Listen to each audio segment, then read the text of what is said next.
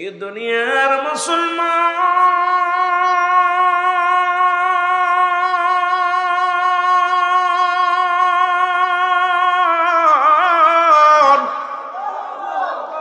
এই পৃথিবীর মধ্যে আসার একটা সিরিয়াল আছে, যার কোন সিরিয়াল নাই রে। দেখা যায় দুনিয়ার মধ্যে দাদা জিন্দা, নাতি নাই, বাবা জিন্দা, সন্তান দুনিয়ার মধ্যে নাই। এ জীবন জীবন নয়, এমন একটা জীবন আসবে যে দেশে গেলে মানুষের বিচার হয়,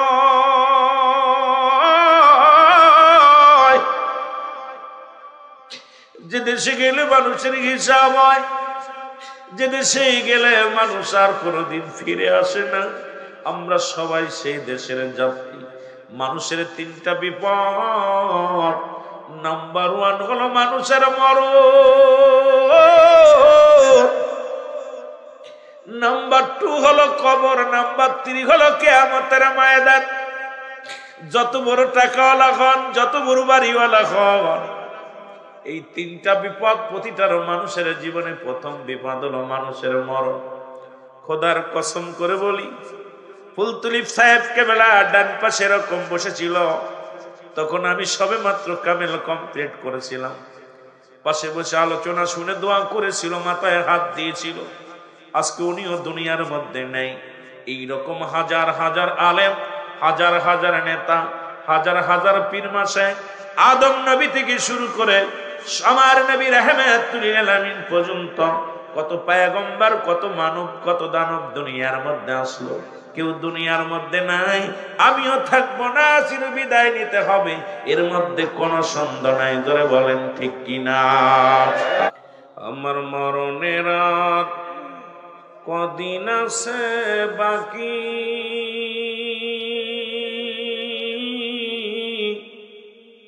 ও গো এলাহি, আমার মরণের আর কদিন আছে বাকি। কুল্লু নাফসিন যায়কাতুল মাউত। পৃথিবীর কোরআনুল কারীমের মধ্যে ৬৬৬৬টা আয়াত, ১১৪ খানা সূরা, সব অস্বীকার করতে পারবেন। ছোট্ট একটা আয়াত অস্বীকার করার মতো ক্ষমতা কারো নেই। আমার মরণের আর কদিন আছে বাকি,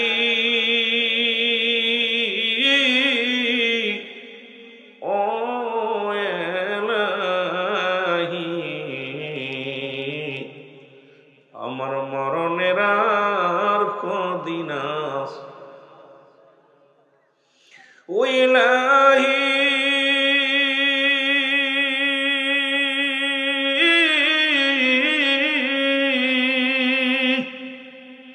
পাঠাইলা মরা মারে, ডাকিতে খোদা তোমারে, কদিনই বা করছি গোলামি, ও এলাহি, আমার মরণের আর কদিন আছে বাকি। বলো মরণের আর কদিন আছে বাকি, ও এলাহি, আমার মরণের আর কদিন। তুমি আমায় সবই দিলা, ডাকিতে তোমায় খোদা, তুমি আমায় সবই দিলা, ডাকিতে তোমায়, তবু করলাম নাফরমানি, ওগো এলাহি, আমার মরণের আর কদিন আছে বাকি। বলো মরণের আর,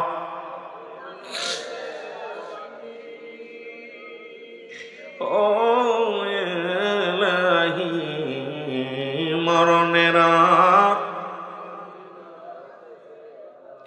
এ দুনিয়ার মুসলমান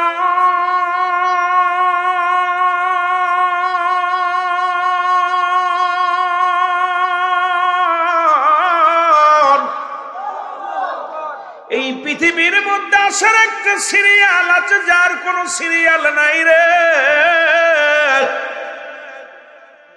দেখা যায় দুনিয়ার মধ্যে দাদা জিন্দা, নাতি নাই, বাবা জিন্দা, সন্তান দুনিয়ার মধ্যে নাই।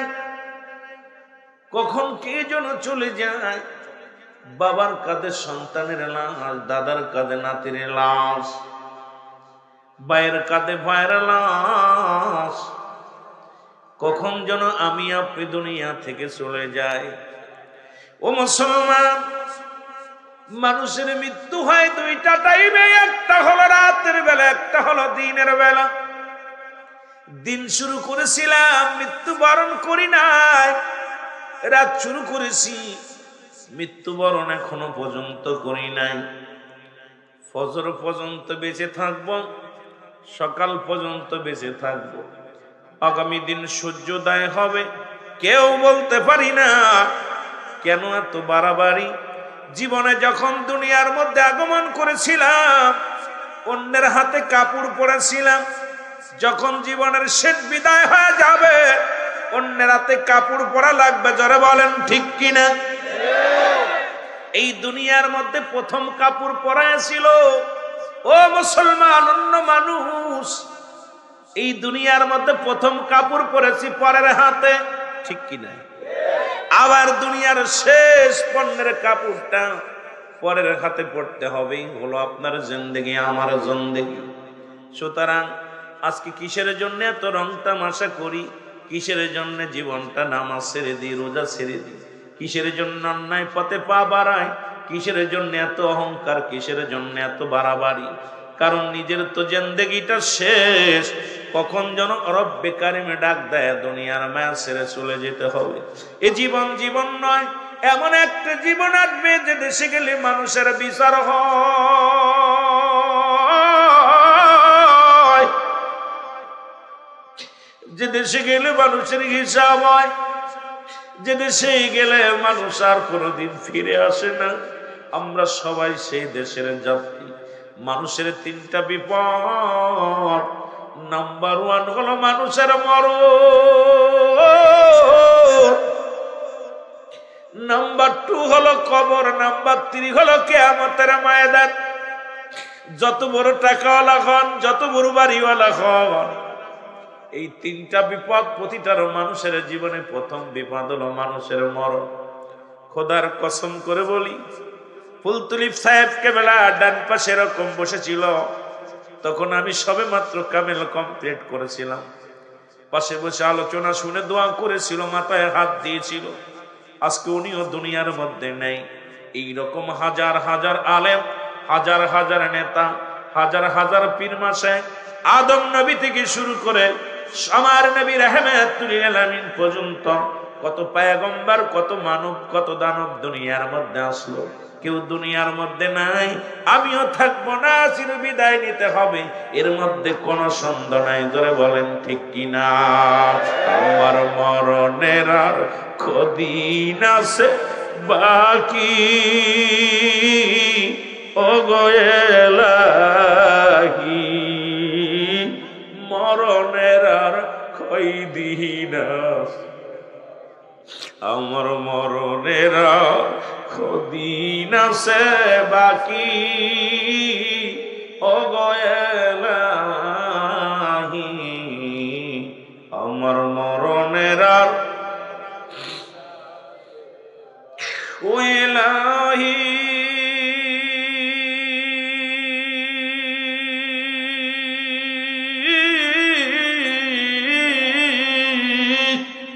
সুন্দর একটা জীবন দিলা, যাতে তোমার ডাকি গো মওলা। তুমি সুন্দর একটা জীবন দিলা, যাতে তোমার ডাকি গো মওলা। তবু করলাম আমরা নাফরমানি। ওগো এলাহি আমার মরণের আর কয়দিন আছে বাকি, বল মরণের আর কদিন আছে বাকি। ওগো এলাহি মরণের আর কয়দিন। হে দুনিয়ার মুসলমান,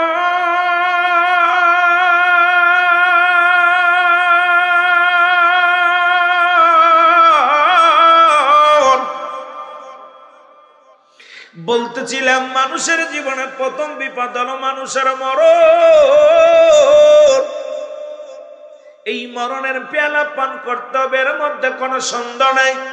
আছে পৃথিবীর সব রোগের ওষুধ পাইলাম, কত রোগের ওষুধ পাইলাম, এই মরণ রোগের ওষুধ কেউ আবিষ্কার করতে পারে নাই। সমস্ত মাকলুকাত, পৃথিবীর সব মাকলুকাতের মরণ আছে, স্রষ্টার মৃত্যু নাই, সৃষ্টির মৃত্যু আছে। সবকিছু যেতে হবে ফিরে সেই সৃষ্টিকর্তা আমার রব্বে কারিমের দরবারে। মরণের কথা বলতে গেলে বড় কষ্ট হয়। আল্লামা মুফতি আমজাদ আলী সাহেব একটা কিতাব লিখলো গো, এই কিতাবের নাম বাহারে শরিয়াত। উনি লিখতে যা বললেন, দুনিয়ার মানুষ শোনো, মানুষ যখন সাধারণ মৃত্যুবরণ করে 70টা তাজা উটের গায়ের চামড়া জবাই না করিয়া উল্টো দিকে টান দিয়া লবণ আর মরিচ লাগায় দিলে যতটুকু যন্ত্রণা হয়,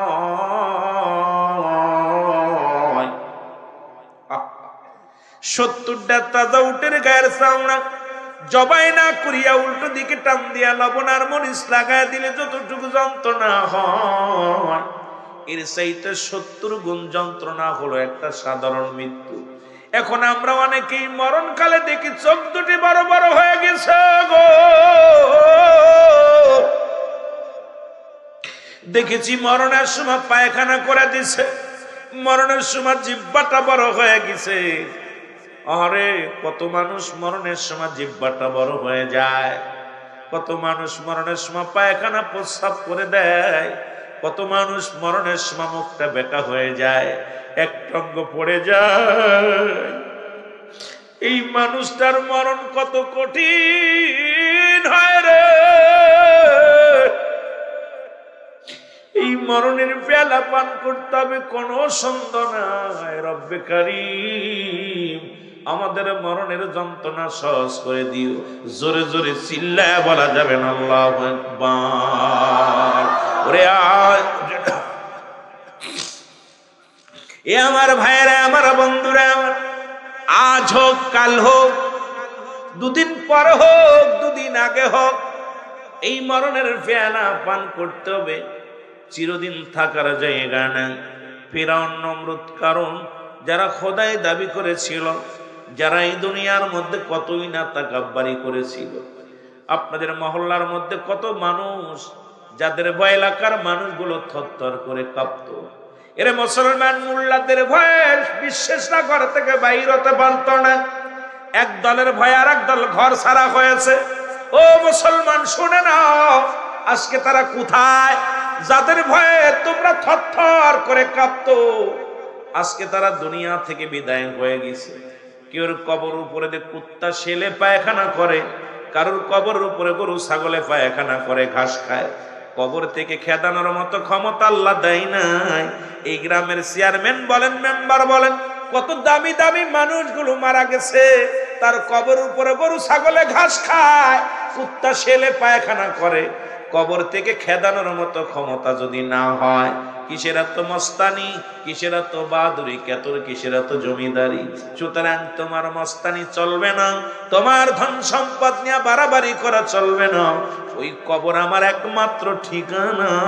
ওই মরণের পেয়ালা পান করতে হবে, কিয়ামতের ময়দানে দাঁড়াইতে হবে। এই চিন্তায় ভাবনা আপনার আমার মনে থাকার দরকার আছে কি না? আমার মরণ আসিবে কখন কেউ তো জানি না আমার এই আমি চলে যাব আমায় তোমরা ভুইলা যাইও না আমি চলে যাব আমায় তোমরা না আমার মরণ আসিবে কখন কেউ তো জানি না আমার মরণ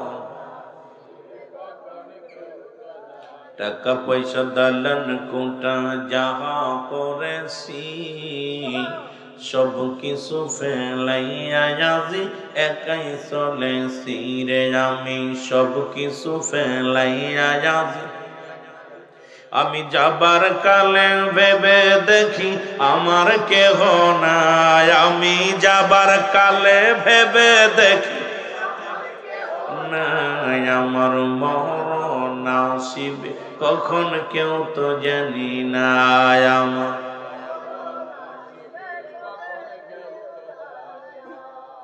এরে মুসলমান শুনে নাও পৃথিবীর মধ্যে কত টাকা কত সম্পদ কত না নাম কামাইলাম চক্ষু দুইটা একবার বন্ধ করে দেখো দুনিয়ার কেউ তোমার নয় আল্লাহ কয় কুল্লু মান আলাইহা ফান মারহাবা আল্লাহ কয় বান্দারে এই জমিনের মধ্যে যা কিছু আছে আমি আল্লাহর জন্য বিচ্ছিন্ন করে দিব গো